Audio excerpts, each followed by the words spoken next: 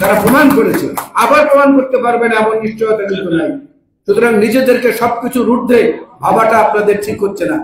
জাতির মধ্যে যদি বিভাজন সৃষ্টি করেন, আওয়ামী লীগের কুকীর্তিকে চাপা দেওয়ার অপচেষ্টা করা হবে। যত বিভাজন করবেন অত মানুষের মনের মধ্য থেকে দৃষ্টি সেদিকে আকৃষ্ট হবে। আওয়ামী লীগের কুকীর্তি কিন্তু ধীরে ধীরে ধীরে ধীরে পারদের মতো নিচে নেমে যাবে। এই বিভাজনটা সৃষ্টি করেন না দয়া করে, কারণ ফ্যাসিস্ট আওয়ামী লীগ এই দেশে যা করে গেছে হাজার বছরের ইতিহাসের মধ্যেও সেটা লিখিত থাকবে। আর আপনারা যে বিভাজন সৃষ্টি করছেন বন্ধুরা, এই বিভাজনের মধ্য থেকে ওইটা নিচে পড়ে যাচ্ছে। আমাদের ঝগড়াটা, আপনাদের ঝগড়াটা মিডিয়ায় পত্রিকায় বেশি করে আসছে। বৈষম্য বিরোধী ছাত্র আন্দোলনের সমন্বয়কদের কার্যালয়ে নিজেরা কেন মারামারি করেন, কেন তাতে আহত হয়?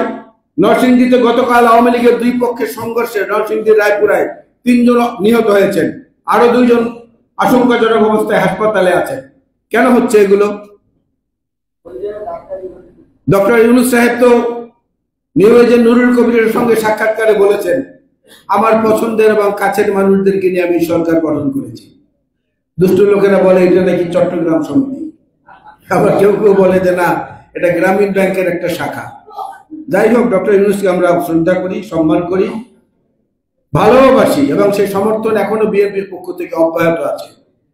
নির্বাচনের ব্যাপারটা আমরা বারবার বলছি এই কারণে যে নির্বাচনের বঞ্চনা থেকে 73 এবং পরবর্তীতে আওয়ামী লীগের আমলে 2014, 18 এবং 2024-এ যা হয়েছে, মানুষ সেই ইতিহাসের তিক্ত অভিজ্ঞতা থেকে নিজেদের ভোটাধিকারটা প্রয়োগ করতে চায়। আর একটা নির্বাচিত সরকার যত শক্তি নিয়ে সুসময় দুঃসময় সবগুলোকে নিজেদের সঙ্গে সংহত করতে পারবেন, একটা অন্তর্বর্তীকালীন সরকার সেটা পারবেন না। এটা বুঝতে হবে, এটা বাস্তবতা। সুতরাং নির্বাচিত সরকার যত দ্রুত আসবে অত দ্রুত মঙ্গল হবে। না হলে ওই যে আমাদের নেতা তারেক রহমান সাহেব বলেছেন, সরকার এবং সংস্কার এবং সংসার দুইয়ের মধ্যে একটা দ্বন্দ্ব তো শুরু হয়ে গেছে দ্রব্যমূল্য বৃদ্ধির কারণে। আর সংস্কারের কথা আমাদের মধ্যে অনেক বক্তা বলেন যে 31 দফা আমরা 2 বছর আগে দিয়েছি। না, আমরা এই সংস্কার প্রস্তাবনা দিয়েছি আরো 6 বছর আগে।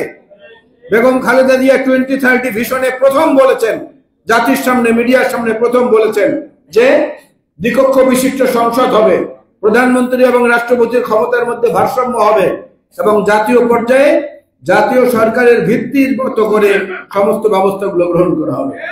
সুতরাং সংস্কার উপহার দিয়েছে বিএনপি, স্বাধীনতার ঘোষণা দিয়ে যুদ্ধ যেভাবে করেছে বিএনপি, সংস্কার উপহার দিয়ে সংস্কার বাস্তবায়ন করবে সেইভাবে বিএনপি তাদের সঙ্গে নির্বাচিত সরকারের মাধ্যমে।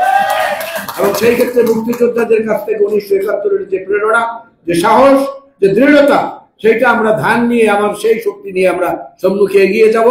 তাহলেই আজকের এই আলোচনা সভার সফলতা আসবে বলে আমি মনে করি। আপনাদের সবাইকে আবারও ধন্যবাদ। আল্লাহ হাফেজ। বাংলাদেশ জিন্দাবাদ। শহীদ জিয়া বীরুত্তম অমর হোক। দেশনেত্রী বেগম খালেদা জিয়া জিন্দাবাদ। জনাব তারেক রহমান জিন্দাবাদ। জাতীয়তাবাদী মুক্তিযোদ্ধা দল জিন্দাবাদ। আসসালামু আলাইকুম।